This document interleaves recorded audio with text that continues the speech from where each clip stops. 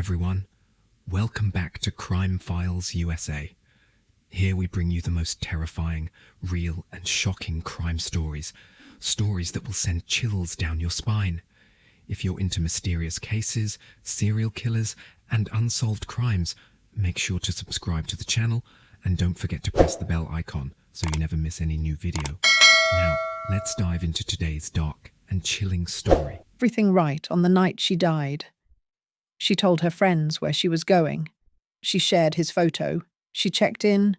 She was careful. And none of it was enough. Because the system that was supposed to protect her had already failed, long before she ever swiped right.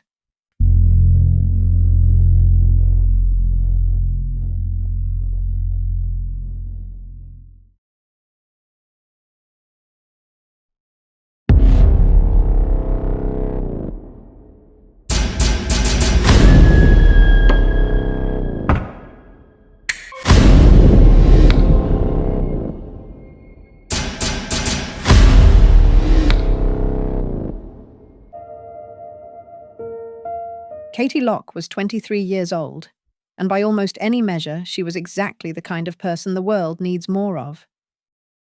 She was a history and politics teacher at Cardinal Paul Catholic School in Hackney, East London, a role she took seriously, showing up every day with purpose for her students.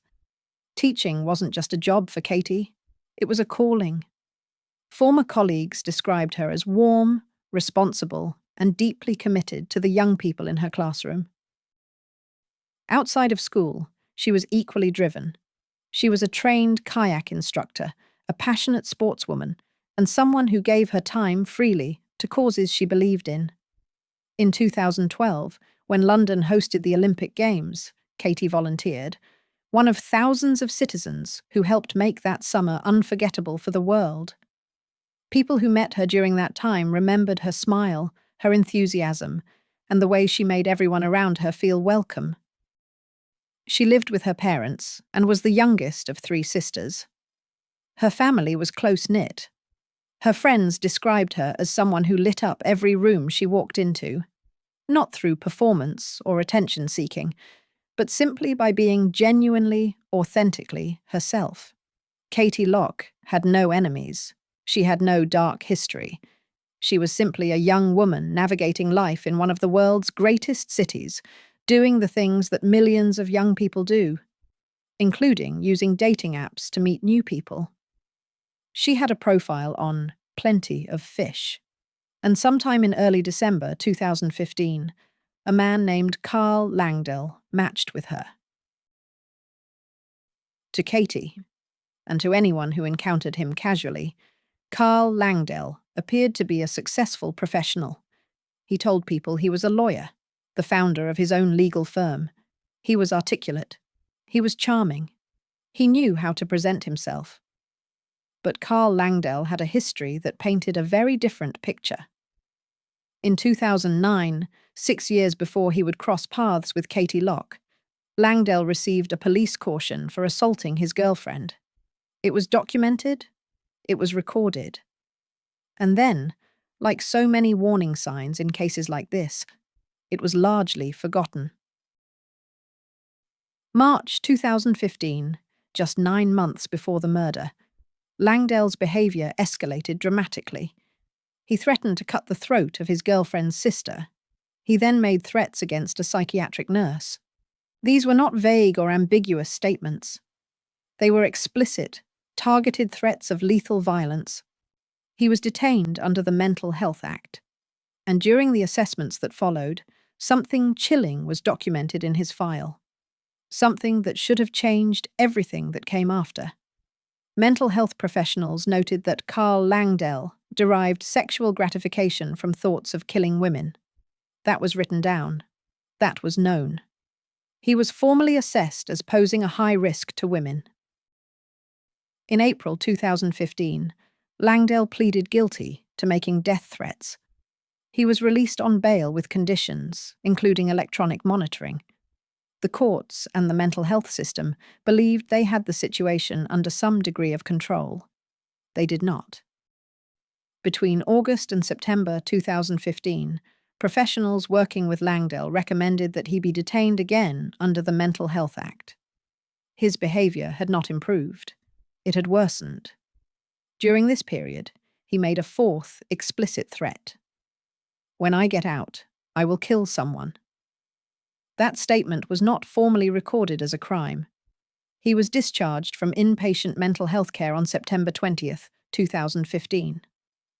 On December 2nd, 2015, just 12 days before he would meet Katie Locke, Carl Langdale was sentenced for his previous offences. He received 9 months in prison, suspended for 2 years, along with mandatory mental health treatment. He walked out of that sentencing a free man. 12 days later, he created or accessed a Plenty of Fish profile. And the information that should have flagged him as a dangerous predator, the risk assessments, the documented sexual fantasies about killing women, the string of escalating threats, had never been properly shared between the police, the NHS, and the probation service. No single agency had the full picture. No one had activated the protocols that might have restricted his access to the public. The system had every piece of the puzzle. It had simply never assembled them. Katie Locke matched with Carl Langdale on Plenty of Fish in early December 2015. He told her he was a lawyer. He presented himself as educated, stable, and interesting. There was nothing in his public profile, nothing she could have searched or found, that would have revealed what was documented in sealed mental health and police files. She did what careful, sensible people do when meeting someone new from the internet. She told her friends about him. She shared his photograph. She made sure people in her life knew who she was going to meet and where. These are the steps that safety guides and well-meaning advice columns tell young women to follow. Katie followed all of them. She was not naive. She was not reckless. She was thoughtful, prepared, and connected to people who cared about her. On the evening of December 23rd, 2015, she got ready and headed out to meet Carl Langdale at the traffic bar in Shoreditch, East London. She sent a message to her friends sometime during the evening. The date was going well. What happened over the course of that evening has been pieced together through witness statements, CCTV footage, hotel records, and the evidence presented at trial. At the traffic bar, Carl Langdale drank heavily. By the end of the night, he was severely intoxicated, to the point where he could barely function. It fell to Katie to manage the situation. She called a taxi. She paid the £65 fare. When Langdale vomited in the cab, she paid the £80 cleaning fee as well. She was taking care of him. A man she had met for the first time that evening. A man she barely knew. Because that was the kind of person Katie Locke was. Someone who helped, even when it wasn't her responsibility, even when it would have been perfectly reasonable to walk away and go home. Instead, she stayed with him. The taxi took them out of London to the Theobald's Park Hotel in Hertfordshire.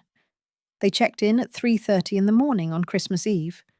The receptionist on duty that night would later recall seeing Katie physically supporting Langdale as they made their way inside, helping him walk, keeping him upright. She had no reason to be afraid. She was simply helping someone who had drunk too much on a first date. In her mind, she was probably already thinking about how this would make a funny story to tell her sisters on Christmas Day. She never got the chance to tell it. What Carl Langdale did to Katie Locke in the early hours of December 24th, 2015 was the act of a man who had told mental health professionals exactly what he was capable of. He had fantasized about it. He had verbalized it. He had been assessed as dangerous because of it. And then, he had been released. In that hotel room, Carl Langdale strangled Katie Locke. The attack was prolonged and violent. It was also, as would be established in court, sexually motivated. After he killed her, he sexually assaulted her body. He took photographs, which he later deleted, but which forensic investigators were able to recover. Then he did something that speaks to the coldness at the center of what he was. He placed a "Do Not Disturb" sign on the door.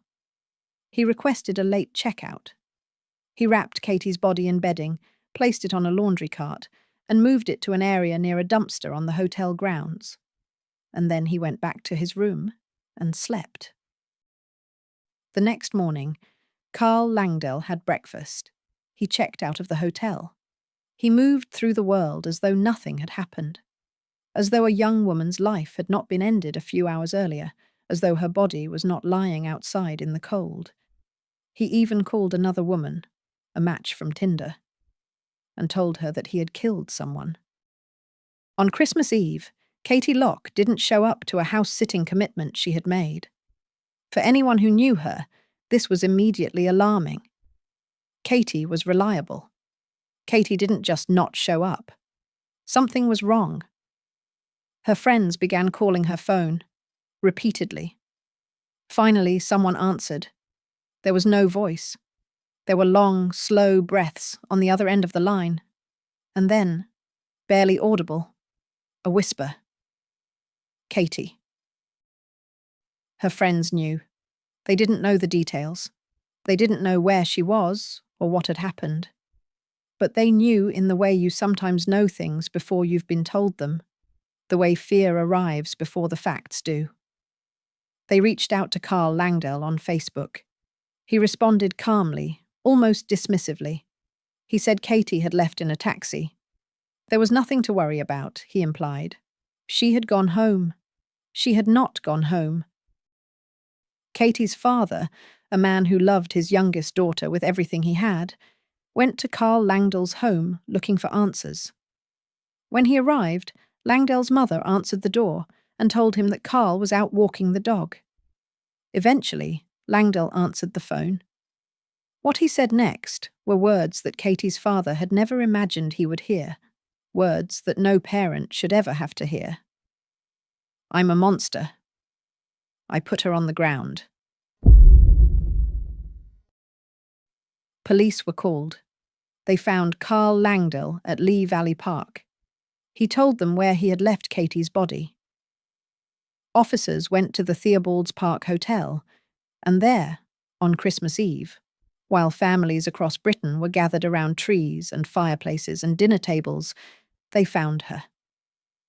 Katie Locke, 23 years old, history teacher, kayak instructor, Olympic volunteer, youngest of 3 sisters, found near a dumpster on hotel grounds, wrapped in bedding, discarded.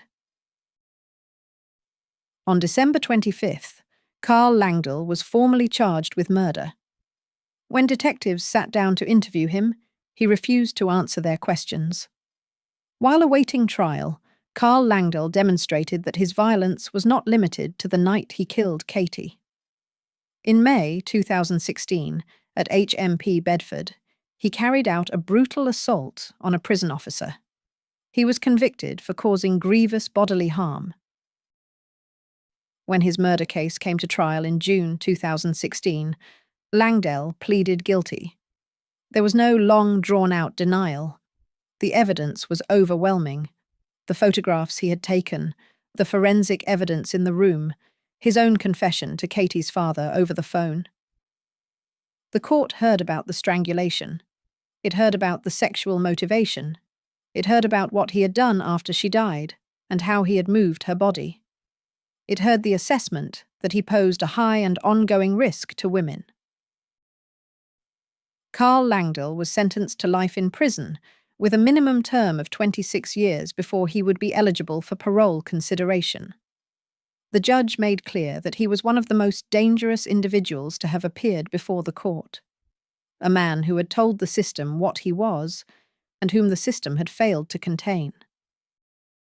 After the trial, a formal inquest was conducted to examine how Karl Langdell had been allowed to remain in society, free to use dating apps, free to meet women in bars, free to rent hotel rooms, despite being assessed as a high-risk predator who had fantasized openly about killing women. The findings were damning. There had been a fundamental failure of information sharing between the police, the National Health Service, and the Probation Service.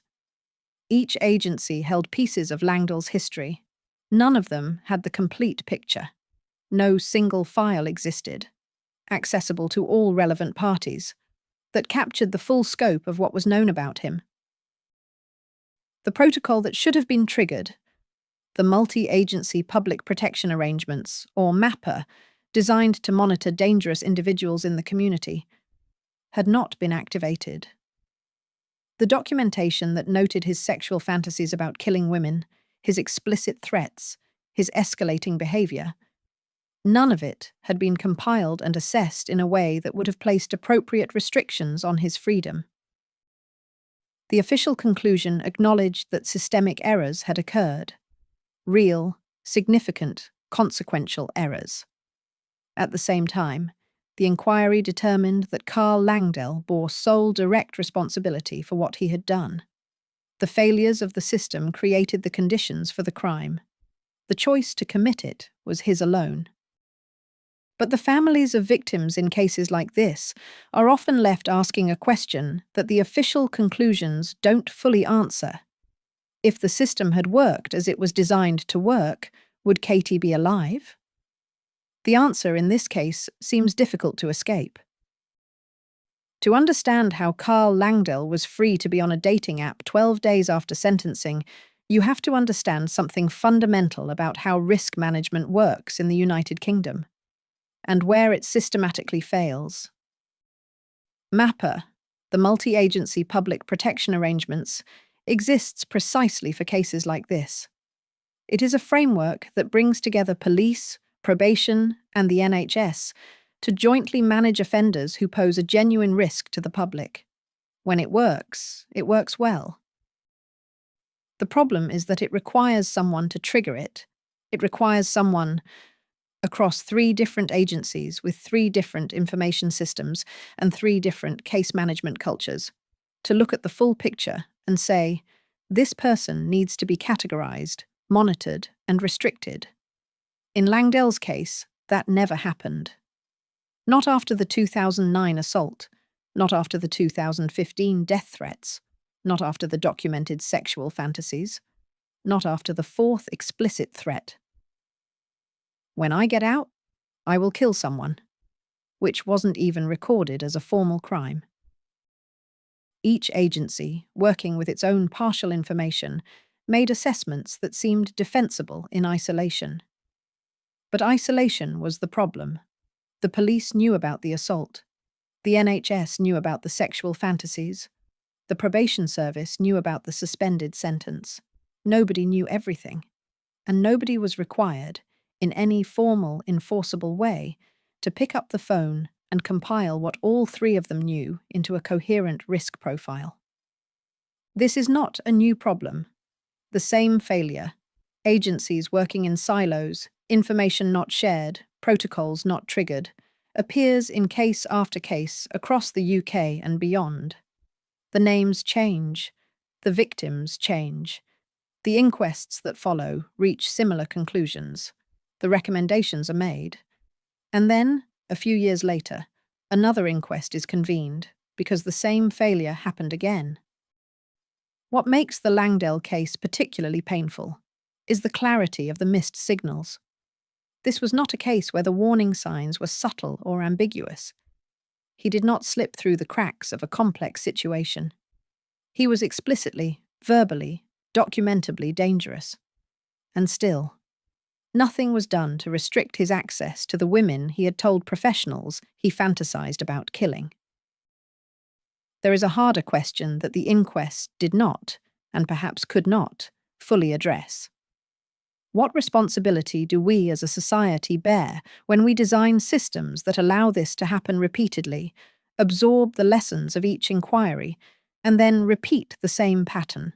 Individual accountability, as the inquest noted, rested solely with Langdell, but institutional accountability, the kind that changes procedures, mandates information sharing, forces agencies to operate as a unified system rather than parallel bureaucracies, is slower, harder, and in too many cases, still incomplete. The Katie Locke case arrived at a moment when online dating was becoming completely normalized, a standard part of how millions of people met partners, friends, and connections. Platforms like Plenty of Fish, Tinder, and others had been in the mainstream for years by 2015. The stigma that had once attached to meeting people online had largely dissolved. It was just how people dated. And yet these platforms operated, and in many ways continue to operate, without any mechanism for flagging known dangerous users. There is no requirement, in the United Kingdom or in most countries, for dating apps to check registered sex offenders or individuals with documented violent histories against their user databases. Someone can receive a suspended sentence for making death threats on Friday, access a dating app the following week, and there is no system in place to prevent that from happening. This is not to suggest that apps are responsible for crimes committed by their users in the way that Langdell was responsible for what he did to Katie. But it is worth examining the gap between how these platforms market themselves as safe spaces to meet genuine people and the safeguards they actually have in place.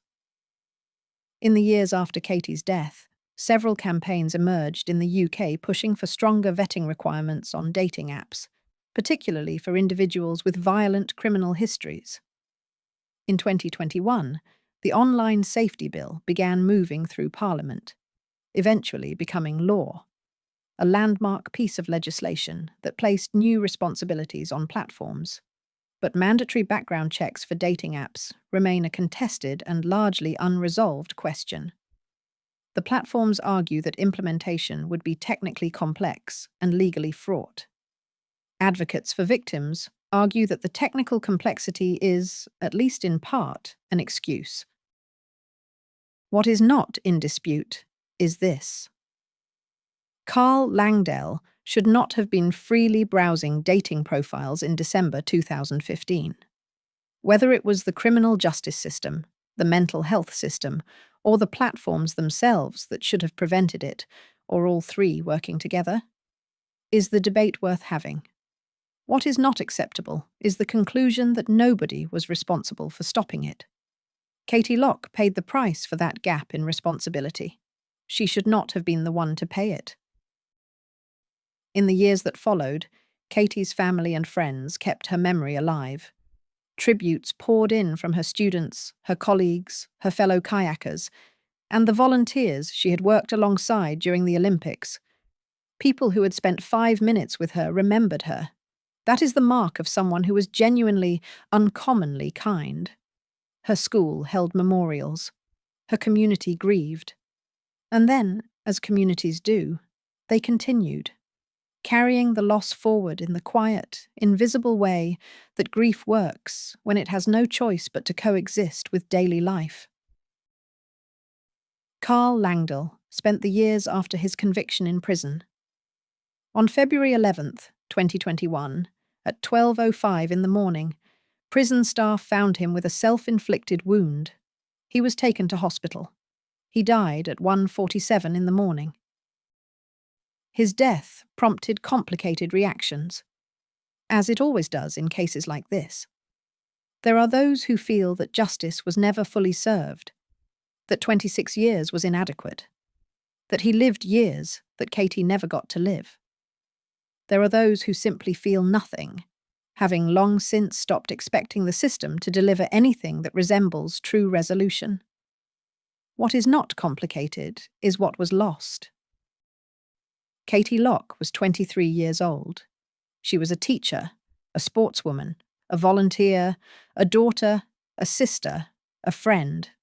She was careful. She was thoughtful. She told people where she was going. She deserved to come home. The case of Katie Locke is not just a story about one man's violence. It is a story about the systems we build to protect people, and what happens when those systems fail to share information, fail to connect the dots, fail to treat known danger as the emergency it is.